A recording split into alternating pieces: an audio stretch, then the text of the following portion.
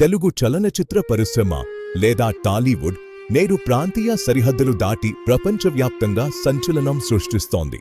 1909లో రఘుపతి వెంకయ్య నాయుడు గారి కృషితో ఈ ప్రయాణం మొదలైంది.